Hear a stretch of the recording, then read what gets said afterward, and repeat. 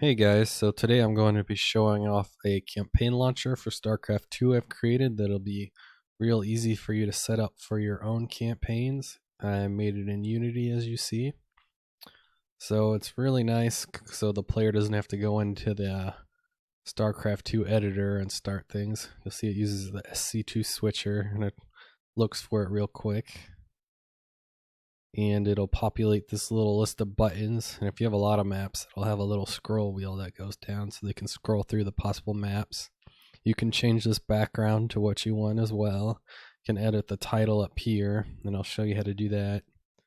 And then it's also a little manual setting if it can't find the SC2 switcher, and I'll explain how to do that a little later in the video in case anyone runs into that error. And that's also something where it's done on an individual computer by computer basis, so your players may also need to look up this video to see how that works, and I'll end up having a timestamp on that in the readme. Alright, we'll go and exit out of that. I'll close out of this and do the blank one. That'll be what you should get. So there's just a few areas where you'll be editing stuff. A lot of this was spit out by Unity. But you have your maps here.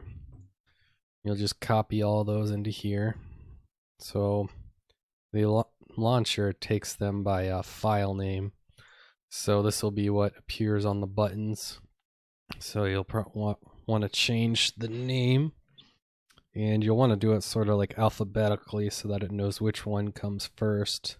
So I like to do 1 dash, then Vespine Warlord. And I do have an option later where you can delete the first couple of characters if you want, and I'll show you how to do that. Snowball's Chance. 3 was the Omashu Performance Review. And this, I believe, was Jay Barino's Laboratory. Not sure if I spelled that right. I think it might have an R there, but I'm not sure. Make sure you get that correct, your spelling, before sending things out. This one is Cult of Sixen. And the 5th was Saving Huckleberry. So again, it's nice to put these numbers here so it knows which is first. But if you happen to have things that are already alphabetical, then you'll be fine anyways. There's a spot where you can copy any mods. Mapsters doesn't use any mods, but I wanted to explain that basically in order for mods to work locally, it has to copy the mod to your Starcraft mods folder. Let's see where I'm at here. So this is where mine would be. So what it will do is it'll look in this folder and it'll check if that mod already exists in here or not, and it'll see if this is a newer version, then it'll copy it over to here. And that's how I was able to get mods to work with this launcher.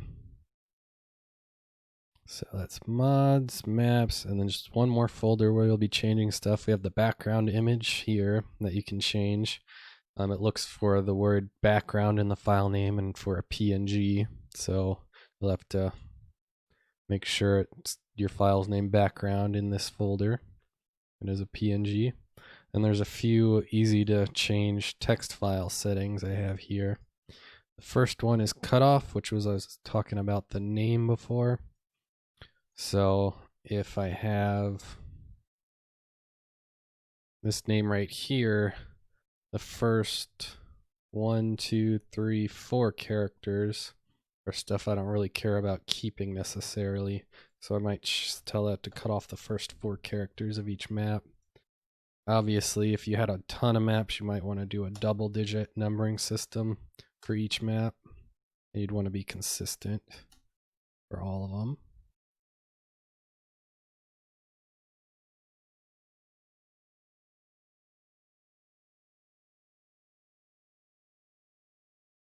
In that case, I'd be lopping off the first 5 instead. Just the first 4. And I have it set so it'll go up to 10 characters that you can lop off. The hide debugger, as you saw when I first started it, there's a little debug button in the bottom left, and it opens a little debug menu. If you want to hide that before sending it to the player, you could set it to true. I don't necessarily recommend doing that because they may have issues where the debugger could help them, especially if their computer isn't finding the SC2 switcher file, which it automatically does a little scan for. It looks into some common locations that it would be. But if it can't find it, it'll throw a little error and let the player know, hey, you got to set this manually. So I would probably just keep that. The copy maps button. So that's much like the mods. With the mods, I already have it automatically copy them over. But with maps, I didn't necessarily have it automatically because I didn't know if you had a ton of files, if you didn't necessarily want them all being copied over. But the good thing about that is it allows you to load the map up next by using the set next map in the editor, which I'll show you how to do that.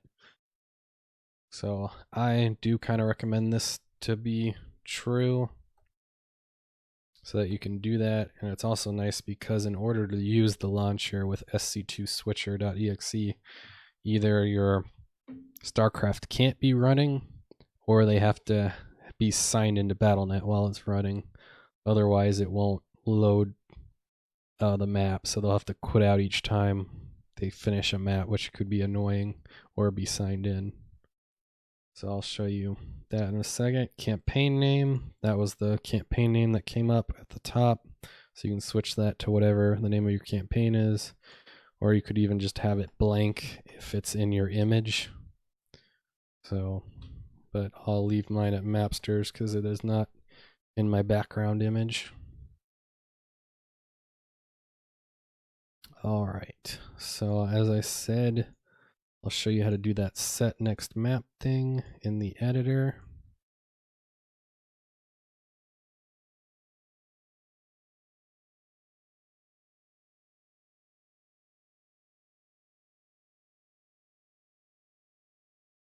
Let's see, delete all of these.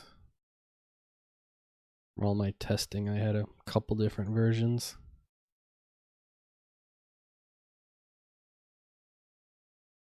So I'm just gonna do a test trigger.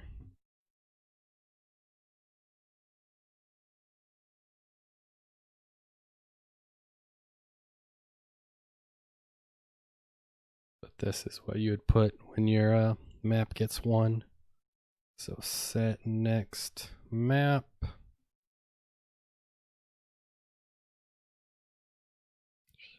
Yeah, so ask for a string.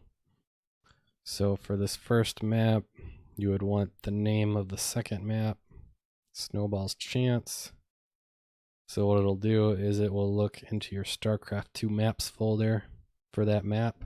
If it isn't there, it'll throw an error, but if you had that variable I mentioned earlier set to true, it'll copy those over whenever you do the program, which I'll show you. I set it to true earlier.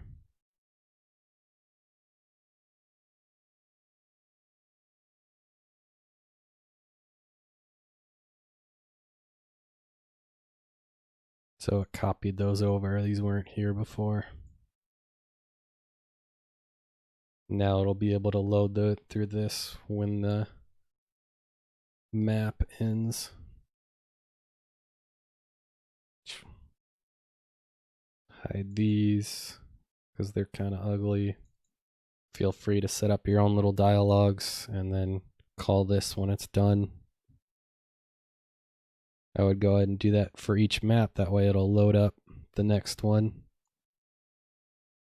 So let's see, that's all the settings you can change in here. So it's pretty easy to set up. Just copy your maps, copy any mods, then go in here, change any settings you want to change, have a background to set up. And then the only other thing I want to say, feel free to edit the README as needed.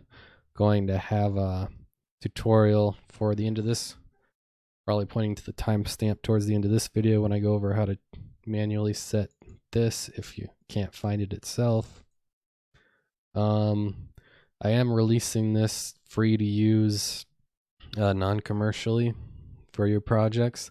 I only ask that you leave this in, which is a little tip jar link for my imposter game studios. If people want to donate to make more awesome stuff, you are free to add your own donation link below it. So me.com, donate to the creator of this campaign or whatever. And you're also free to add a charity as well below that if you want to.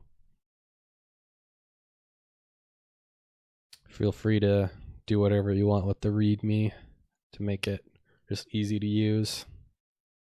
And yeah, so that covers that. So this will be where you can point people to now, this part of the video, if they're having trouble with the SC2 switcher portion of it. So you open up here, manual settings. You'll see mine already has it.